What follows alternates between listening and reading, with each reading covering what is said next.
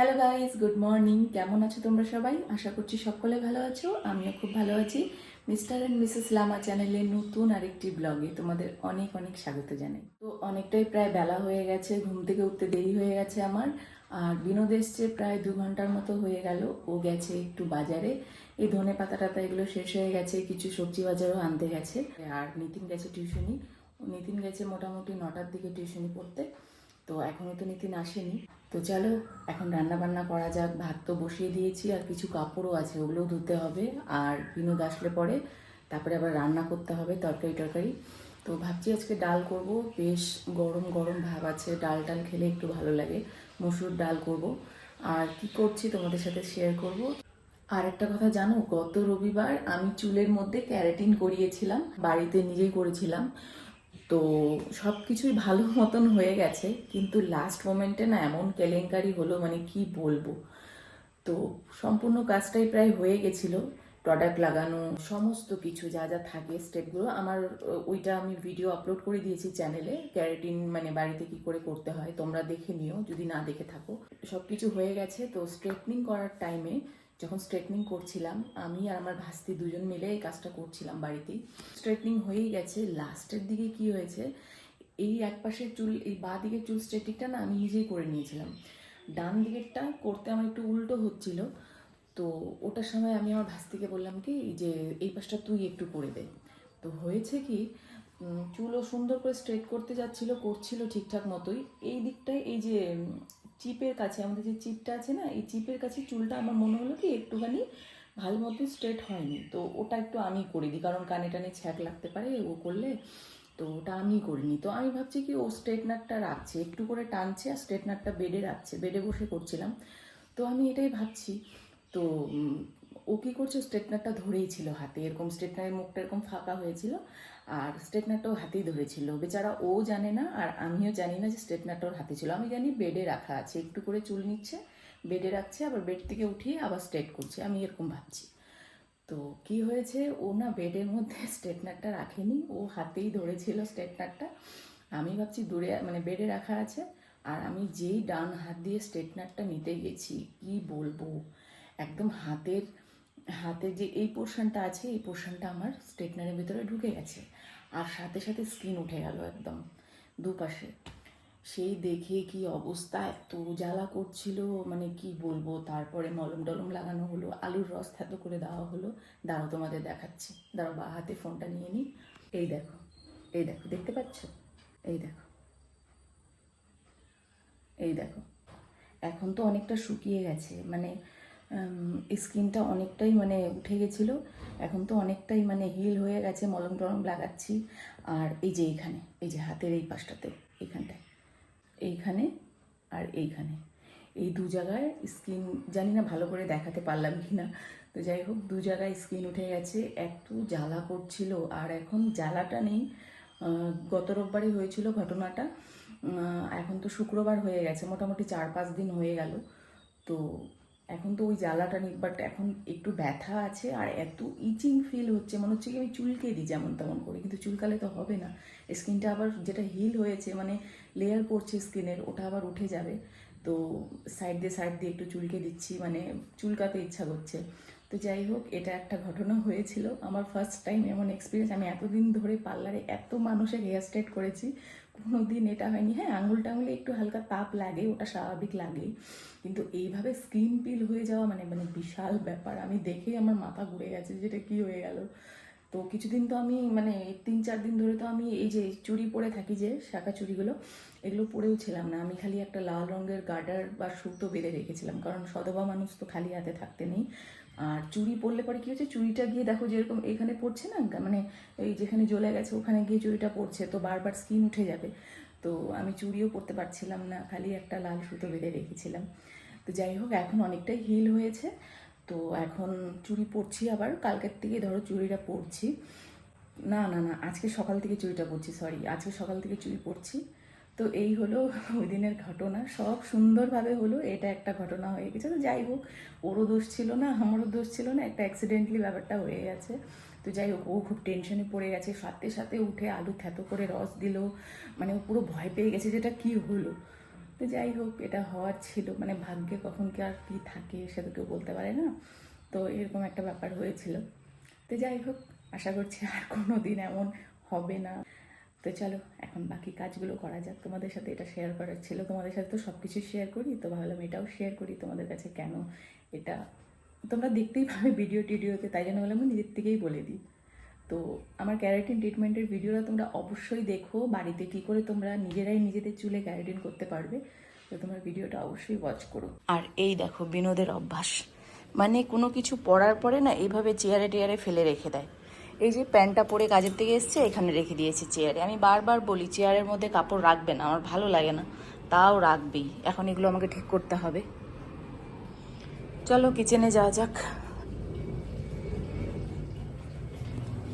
এই দেখো ভাত বসিয়ে দিয়েছি, কিন্তু এখনও বাকি রান্না বান্না করিনি। ডাল বানাবো, তো মুসুর ডালটাও ভাবছি সাইডে বসিয়ে দিই এখানে এই চুলোতে, তাহলে তাড়াতাড়ি হয়ে যাবে। মুসুর ডাল করবো আজকে। এখানে তো 250 গ্রামের মতন আছে, আর আমরা বাড়িতে খানেওয়ালা মানুষ শুধু 3 জন, তো 3 জনের জন্য এতগুলো ডাল তো লাগবে না। তো এখান থেকে কিছুটা ডাল বের করে নেব বাটির মধ্যে। চলে আসছো, কি নিয়ে আসছো? তুমি তো ধনেপাতা আনতে গেছিলা। ধনেপাতা আনছি, শাকও আনছি। দেখো ডাল বের করে নিয়েছি। এখানে মোটামুটি 150 গ্রামের মতন ডাল আছে, আর এখানে 100 গ্রামের মতন ডাল রেখে দিলাম। এতগুলো ডাল তো একবারে রান্না করব না, তো এই ডালটুকু রান্না করবো। ডালটা ধুয়ে নেব। দিকে দেখো বর ভাতের মার ডালাচ্ছে, আর আমি এখানে ডালগুলো চলো ধুয়ে নিয়ে আসি। বেসিনটা তো খালি নেই, বাইরের বেসিন থেকে ধুয়ে নিয়ে আসি। যতই ভালো করে ধোয়া হোক, ডালটা যখন সিদ্ধ হওয়ার সময় হয় না, ডালের থেকে ফেনা বাড়াবেই, এটা আমি লক্ষ্য করেছি। তাও ভালো করে ধুয়ে নেব। এটার মধ্যে ডাল বসাবো না, এটার মধ্যে বাস ধুয়ে নিচ্ছি। তো দেখো এখানে ডাল বসিয়ে দিয়েছি, আর এই যে 4টা কাঁচা লঙ্কা চিড়ে দিয়ে দিলাম। দিয়ে দেবো এর মধ্যে লবণ, আর হলুদটা এখন দেবো না, হলুদটা পরে দেবো, ডাল থেকে ফেনা বাড়াবে তারপরে। তো দেখো এখানে বর শাক নিয়ে আসছে। কি কি শাক আনছে? লাল শাক আর পুঁই শাক। এখন এই সিজনে না একটু শাকটা হলে ভাত খাওয়া যায়, তো এই শাকটা রান্না করব। চলো শাকগুলা বেছে নিই, বিনোদ আর আমি দুজন মিলেই বাছবো। নাও,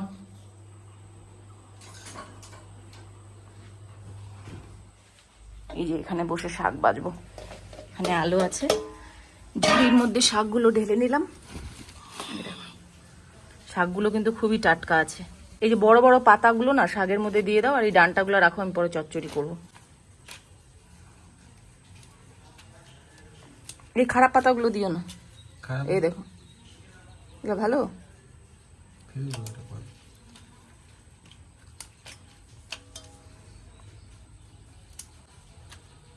তো দেখো ডালটা উতলে সমস্ত ফেনা নিচে পড়ে গেছে, আর অল্প একটু ডালের মধ্যে ফেনা ছিল, ওটা আমি হাতা দিয়ে উঠিয়ে ফেললাম। আর এদিকে তো টমেটোটা পোড়ানো হচ্ছে, আর বিনোদ ওদিকে শাক বাচ্ছে। এখন আমি হলুদটা দিয়ে দিই ডালের মধ্যে, এতটুকু হলুদ দিয়ে দেবো, বেশি দেবো না, গন্ধ করবে না হলে। এখন আমিও গিয়ে শাক বাছবো, আর ডালটা ততক্ষণ সেদ্ধ হতে থাকুক। আমিও চলে আসলাম শাক বাছতে। কি বলো বলো? ওটা বাছানো ভালো করে, ভালোই তো আছে, দেখে নাও এবার, ফোন রাখি। টমেটোগুলো দেখো এক পাশে পোড়া হয়ে গেছে, এখন একটুখানি এটাকে উল্টে দিই। হ্যাঁ পাল্টাই দিচ্ছি, এই দেখো এবার উল্টে দিই। চিপকে গেছে তারের মধ্যে এখন।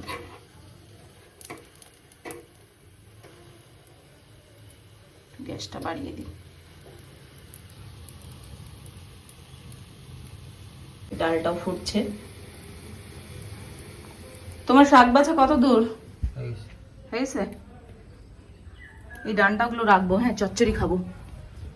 ওই ডাঁটাগুলো প্লাস্টিকে ঢুকায় রাখি। ডাঁটা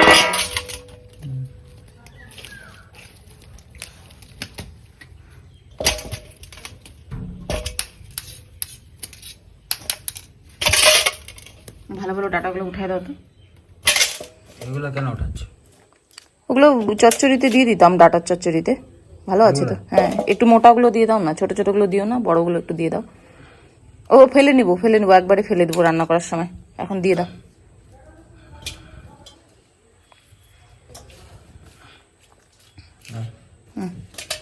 আলু দিয়ে চচ্চড়ি করে নিবো না, ভালো লাগবে।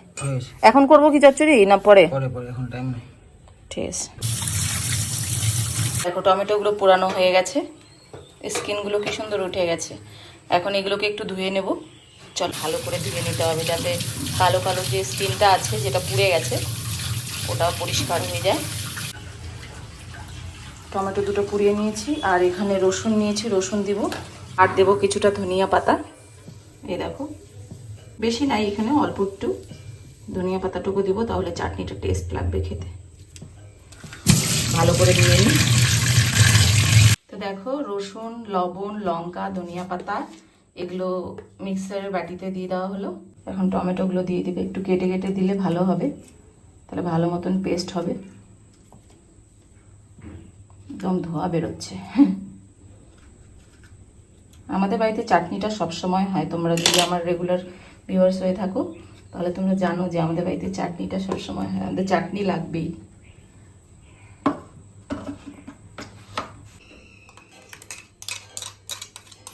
দেখো চাটনি হয়ে গেছে আমাদের। শাকটা ধুয়ে নিয়ে চলে এসছে, শাকটা ভাজবো। দেখো এখানে আমার ডালটা সেদ্ধ হয়ে গেছে, এখন আমি ডালটা ঘুটনি দিয়ে দেবো। শাকগুলো কেটে নিয়েছি, এ দেখো ছোট ছোট কুচি কুচি করে, আর এদিকে পেঁয়াজ রসুন থেতো করে নিয়েছি, আর কাঁচা লঙ্কা চিড়ে নিয়েছি। তো এটা দিয়ে শাকটা ভাজবো, আর এখান থেকে অল্প পেঁয়াজ দিয়ে ডাল সম্বারও দেবো।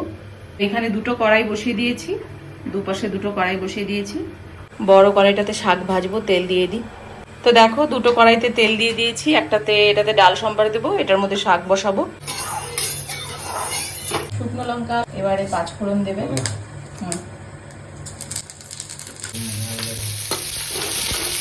পেঁয়াজ, শুকনো লঙ্কা আর 5 ফোড়ন সম্বার দিয়ে ডালটা হবে। রসুন সম্বার দিয়ে দিলাম। রসুনটা একটু ভাজা ভাজা হয়ে গেলে পরে লঙ্কাটা দেব। দেখো রসুনটা ব্রাউন হয়ে গেছে, এবারে দিয়ে দেবো পেঁয়াজ। ডাল সম্বার দেওয়া হয়ে গেছে, আর এদিকে পেঁয়াজ রসুন লঙ্কা ভাজা ভাজা হবে, তারপরে শাক দেব।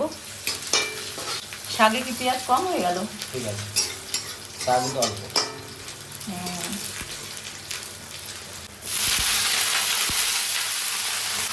একটু শাকটা কমে গেলে হলুদ আর লবণ দেবো, কারণ আগে লবণ দিলে না তোমার টের পাওয়া যায় না, লবণ বেশি হয়ে যায়। তো শাকটা একটু কম হয়ে যাক, তারপরে লবণ দেবো।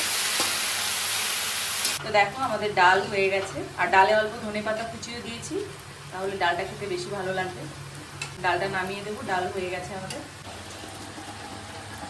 দেখো শাকে লবণ দিয়ে দিলাম অল্প, বেশি দেব না, তাহলে লবণ পোড়া হয়ে যাবে। একটু হলুদও দিয়ে দেবো। এই গরমে কিছুই ভালো লাগে না, একটু শাকটা হলে তাও খাওয়া যায়।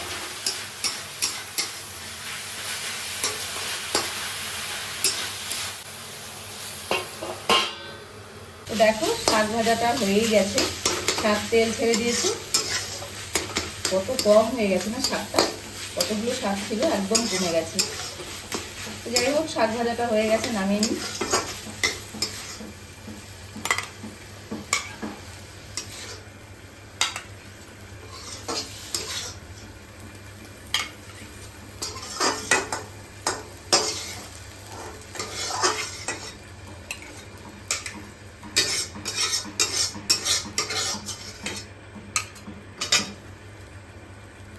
এই যে শাক ভাজা হয়ে গেছে।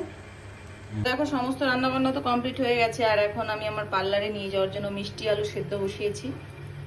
এই যে এটা হয়ে গেলেই বাস হয়ে যাবে। চান টান হয়ে গেছে, খাওয়া দাওয়া হয়ে গেছে, সমস্ত কিছু হয়ে গেছে, আর আমি রেডি হয়ে গেছি পার্লার যাওয়ার জন্য। আশা করছি আজকের ভিডিওটা তোমাদের খুব খুব ভালো লেগেছে। ভালো লেগে থাকলে প্লিজ প্লিজ একটা লাইক করে দিও, চ্যানেলটা সাবস্ক্রাইব করে দিয়ে বেল বাটনটা অন করে দিও, যাতে আমার আগামী ভিডিওগুলোর নোটিফিকেশন তোমরা ইজিলি পেতে পারো, আর সবার আগে তোমরা দেখতে পারো। ঠিক আছে, তাহলে আমি পার্লার যাচ্ছি। বাই বাই, দেখা হচ্ছে নেক্সট ব্লগে। টাটা।